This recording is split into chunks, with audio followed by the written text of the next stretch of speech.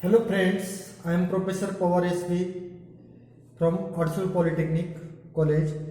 Welcome back to Adsul Polytechnic channel. In today's session, we will see the questions asked related to direct and indirect speech in MSBT exam.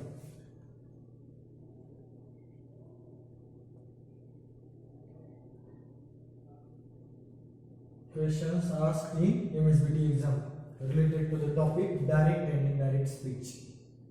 Direct and indirect speech.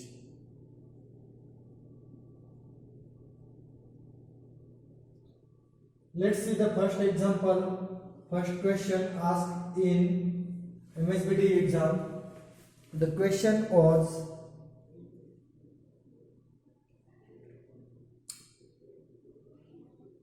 Jayesh said to Veena, "Have you packed my tiffin?" Jayesh said to Veena. Jayesh said to Veena.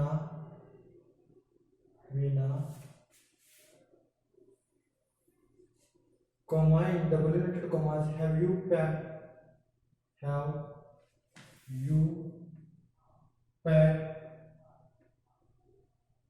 my tiffin? Question mark double inverted complete. This was the question asked in MSBT exam. So solve it or convert it into a indirect speech. There is a first rule to look the sentence given in double inverted commas. Then identify the types of sentence given in double inverted commas. So we identified the types of sentence given in double inverted commas. There is a "have you packed my tiffin" sentence in double inverted commas. Have you packed my tiffin? It is interrogative sentence. So according to the interrogative sentence, you have to use asked or inquired or questioned as a reported verb. So set to eliminated. Then Jayesh asked. We use asked here as a reported verb. Why? Because it is interrogative sentence. And it is yes no type interrogative sentence. Jayesh asked Veena. Which conjunction is used if the sentence is interrogative and yes no type question? If or feather. आपण if किंवा feather हे conjunction use करतो जर direct speech मधील वाक्य जर हे double inverted commas मधील वाक्य जर हे yes no टाइप प्रकारचं जर असेल तर if किंवा feather त्याच्यापैकी आपण if घेऊ. Jayesh asked Veena if, then rest of the sentence, have you packed my tiffin? You should convert it into a assertive sentence. आता assertive sentence मध्ये कन्वर्ट करायचं म्हणजे काय, फक्त have ची आणि you ची अदला बदल करायची. म्हणजे काय, you have packed my tiffin. आता you कोणाविषयी, ऐकणारा कोण आहे, लिसनर कोण आहे, वीणा. मग you चं कन्वर्जन काय होणार, she or Veena is a girl. So she.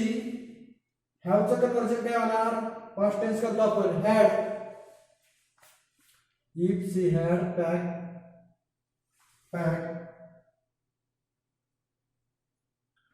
my कोणाविषयी, वीणाविषयीचे her tiffin. म्हणजे प्रोनाउन चेंज करावं लागेल तुम्हाला, बरोबर ना. her tiffin झालं इनडायरेक्ट स्पीच. फर्स्ट चेंज काय केलाय आपण की डबल इन्व्हर्टेड कॉमास मध्ये दिलेल्या वाक्याचा प्रकार ओळखलाय. त्यानंतर आपण काय केलं की त्याच्यानुसार रिपोर्टेड वर्ब यूज केलं, त्याच्यानुसार कंजंक्शन्स यूज केलं आणि प्रोनाउन चेंज केले किंवा दिलेल्या वाक्याचा डायरेक्ट टेन्स चेंज केला आपण. म्हणजे कोणता दिलेल्या वाक्याचा टेन्स कोणता होता, have you packed my tiffin, म्हणजे प्रेझेंट परफेक्ट होता, त्याचा पास्ट परफेक्ट केला म्हणजे काय, हॅड पॅक्ड. आणि प्रोनाउन यूज सी केलं कारण का ऐकणारी कोण, वीणा होती, म्हणून लिसनरच्या प्रोनाउन्स वरून आपण पुढचे प्रोनाउन्स घेतले. समजतंय? हे एक एक्झाम्पल विचारलं होतं इन MSBT एक्झाम मध्ये. आणखी नेक्स्ट एक्झाम्पल्स विचारलंय पहा. Next example, the warden said to the students don't shout. The warden said to the students. Second example, the warden said to the students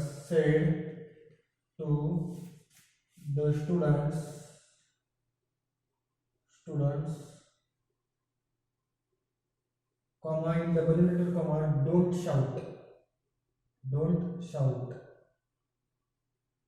full stop. हा एक question विचारला होता पहा MSBT ला. तर याचे आन्सर काय आहे की आपली पहिली स्टेप काय राहते डायरेक्ट स्पीच इनडायरेक्ट स्पीच मध्ये का रूपांतर करताना की डबल इन्व्हर्टेड कॉमाज मध्ये दिलेल्या वाक्याचा प्रकार बघायचा. म्हणजे या ठिकाणी डबल इन्व्हर्टेड कॉमाज मध्ये वाक्याचं कोणत्या प्रकारचं वाक्य दिलेलं आहे. आता डबल इन्व्हर्टेड कॉमाज मध्ये डोंट शाउट हे वाक्य आहे. डोंट शाउट म्हणजे काय, आवाज न करणे किंवा आवाज करू नका किंवा आरडाओरड करू नका. तर डोंट शाउट म्हणजे काय, हे डूने सुरू झालंय आणि वर्ब आहे म्हणजे कोणत्या प्रकारचं वाक्य आहे, डू घेतलाय म्हणजे शाउट वर्बने सुरू झालेलं वाक्य आहे. कारण का आपण ज्यावेळेस निगेटिव्ह करायचं असेल तर डूचा फॉर्म घेत असतो पहा. म्हणजे डोंट शाउट हे वाक्य दिलेलं इम्पेरेटिव्ह प्रकारचं आहे. इम्पेरेटिव्ह प्रकार कोणत्या सेंटेन्स आहे ते इम्पेरेटिव्ह. सो चार्टनुसार इम्पेरेटिव्ह प्रकारचं जर वाक्य दिलेलं असेल तर आपण कोणतं रिपोर्टेड व्हर्ब आणि कोणतं कंजंक्शन्स यूज करतो. मग रिपोर्टेड व्हर्ब आपण कोणतं यूज करतो, ऍडवाइज किंवा ऑर्डर्ड किंवा रिक्वेस्टेड. परंतु या ठिकाणी डोंट शाउट म्हणजे आवाज करू नकोस म्हणजे काही ऑर्डर दिलेली आहे. तुम्ही ऑर्डर्ड हे रिपोर्टेड व्हर्ब यूज करू शकता. मग काय येईल, सेट टू एलिमिनेट होईल का, सेट टू एलिमिनेट होईल का, तर आपण वाक्याचा प्रकार ओळखला त्याच्यानुसार आपल्याला रिपोर्टेड व्हर्ब यूज करायचं. त्याच्यानुसार आपल्याला कॉमा आणि डबल इन्व्हर्टेड कॉमास काढून कंजंक्शन यूज करायचं. समजतंय. मग काय येईल, the warden ordered the students. Okay, the warden ordered the students conjunction कोणतं वापरतो आपण चार्टनुसार. जर दिलेलं वाक्य हे इम्पेरेटिव्ह प्रकारचं असेल तर टू. मग इथं काय येणार मग, फक्त not to shout. The warden ordered the students not to shout, आवाज करू नका. कंजंक्शन पण टू यूज केला आपण. अशा प्रकारचं आन्सर हे दिलेल्या क्वेश्चनचं होतं पहा. त्यानंतर नेक्स्ट एक्झाम्पल्स कोणतं विचारलं होतं पहा.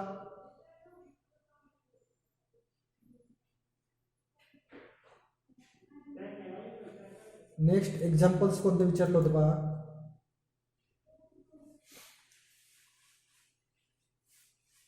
नेक्स्ट एक्झाम्पल विचारलं होतं,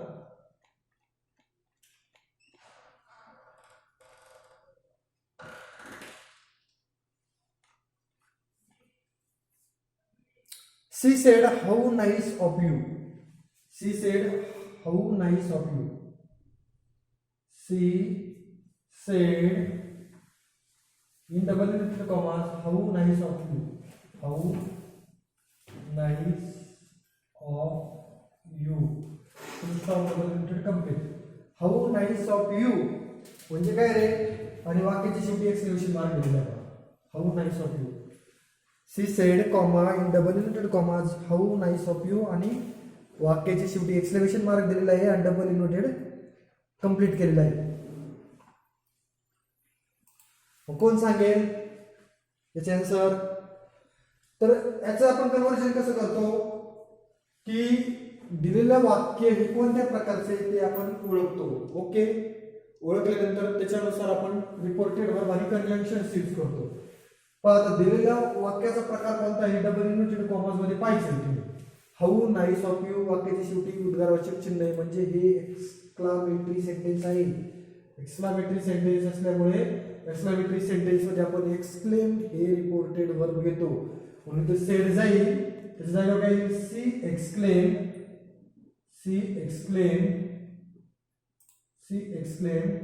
आणि कंजंक्शन हे दॅट वापरतो आपण पहा. एक्सक्लेमेटरी सेंटेन्स जर दिलेलं असेल तर कंजंक्शन कोणतं वापरतो, दॅट वापरतो. मग याचं फक्त पुढं दिलेल्या वाक्याचे ऍसर्टिव्ह करायचे. हाऊ नाईस ऑफ यू म्हणजे काय, you are very nice, you are very nice, तर ऍसर्टिव्ह. मग यू कोणाविषयी आता इथे दिलाय का, लिसनर कोण आहे फिक्स, लिसनर कोण आहे तो दिलाय का, लिसनर दिलेला नाहीये म्हणून तुम्ही कोणतेही घेऊ शकता. मग I was very nice, he was very nice, she was very nice. Okay, कारण लिसनर दिलाय का, सी सेड टू हिम जर असं असतं तर मग हिम हा लिसनर होता, म्हणून त्या ठिकाणी लिसनर दिलेला नाही म्हणून काय होणार, ही तुम्ही कोणतेही प्रोनाउन घेऊ शकता. He was a very nice. झालं वाक्य. She exclaim that he was a very nice. आता नेक्स्ट एक्झाम्पल पहा, कोणतं विचारलं होतं. The teacher said to the students, have you purchased a computer, have you purchased a computer. Next होतं पहा number 4 sentence होतं. The teacher said to the student,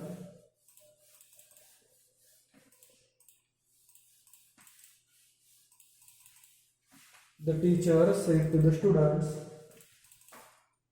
Number 4, the teacher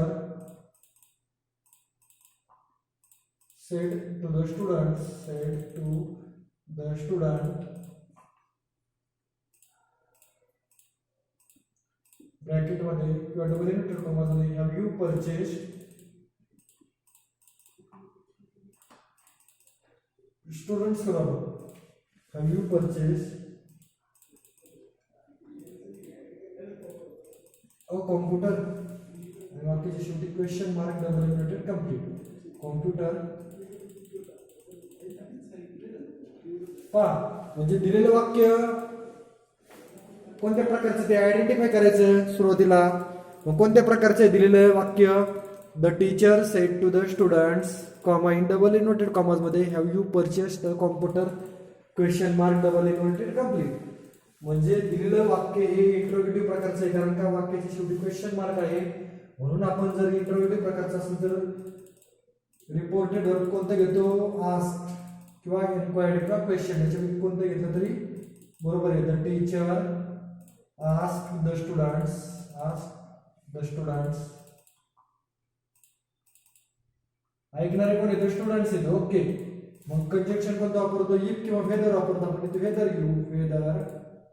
आता पहा, यू कोणाविषयी, स्टुडंट विषयी आहे, म्हणजे अनेक वचन आहे, म्हणजे तुम्हाला त्याचं प्रोनाउन चेंज करावं लागेल. काय, दे, स्टुडंट्स अनेक वचन आहे, थर्ड पर्सनचं अनेक वचन जर प्रोनाउन्स असेल तर they. They had purchased a computer, whether they had purchased a computer. झालं वाक्य. काय चेंज केलं आपण, इलिमिनेट केला सेट टू, कशावरून, वाक्याच्या प्रकारावरून. त्यानंतर कॉमाज आणि डबल इनवर्टेड कॉमाज इलिमिनेट केला, आणि त्याच्या जागेवर इफ किंवा वेदर पैकी वेदर घेतला समजा आपण. पुढचं वाक्य फक्त काय आहे, जे प्रेझेंट परफेक्ट मध्ये ते पास्ट परफेक्ट मध्ये आणि कनेक्ट केले आणि प्रोनाउन चेंज केले. आपण समजतंय. त्यानंतर नेक्स्ट एक्झाम्पल्स विचारलं होतं पहा. They said the sun rises in the east. They said, comma, in double inverted comma, the sun rises in the east. Number 5th sentence. They said, comma, number 5th sentence. They said, comma, in double inverted comma, the sun rises in the east.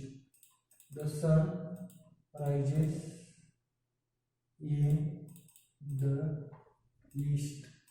Full stop. पहा, दिलेलं वाक्य हे ऍसर्टिव्ह प्रकारचे पहा, कारण का the sun subject आहे, rises verb आहे, आणि in the east rest of the sentence पहा.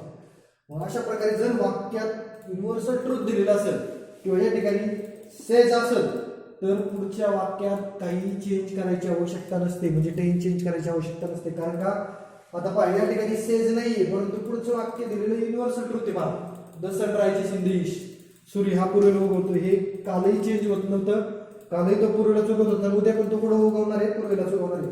म्हणजे हे युनिव्हर्सल ट्रूथ स्टेटमेंट आहे.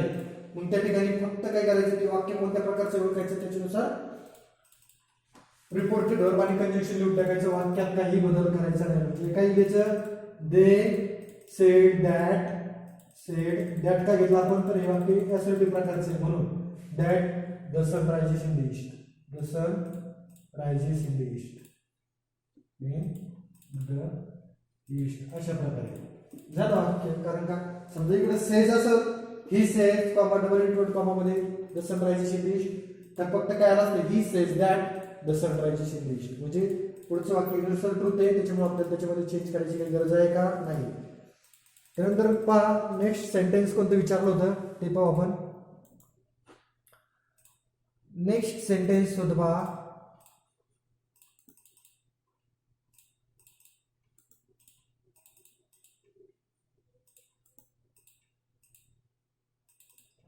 you should revise your lessons. You should revise your lessons, he said to me. You should revise your lessons, he said to me. की आपण असं घेऊ,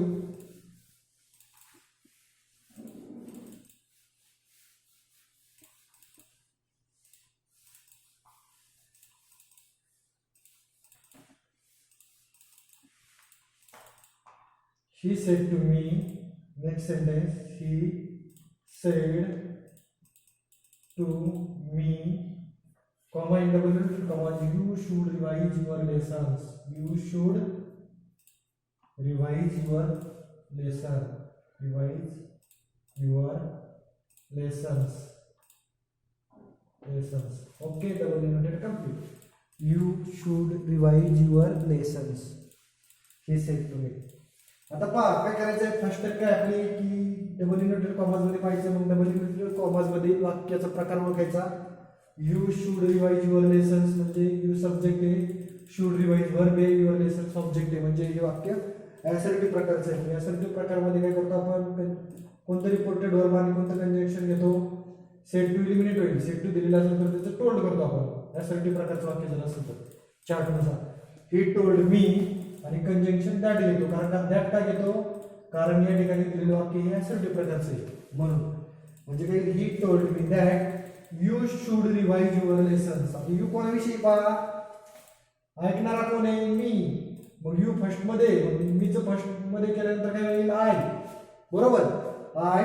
त्यानंतर should already past tense दिलेला आहे, मग तो तसाच घ्यायचा, शुड रिवाइज. त्यानंतर युअर कोणाविषयी, ऐकणाऱ्याविषयी, मग युअर पॉझिटिव्ह केस मध्ये, मग ऐकणार कोण आहे, मी आहे, मग मीची पॉझिटिव्ह केस काय, माय, आणि लेसन्स. झालं sentence. He told me that I should revise my lessons. झालं इनडायरेक्ट स्पीच. अशा प्रकारे आपण MSBT एक्झामला विचारलेले आपण डायरेक्ट स्पीच, इनडायरेक्ट स्पीच आज कन्वर्ट केलेले आहेत. अशा प्रकारे आपण डायरेक्ट आणि इनडायरेक्ट स्पीच हा टॉपिक याच ठिकाणी एंड करू. आपण सर्वांना समजलेलं असेल. Since last 4 sessions we have been learning direct and indirect speech. Okay, thank you very much.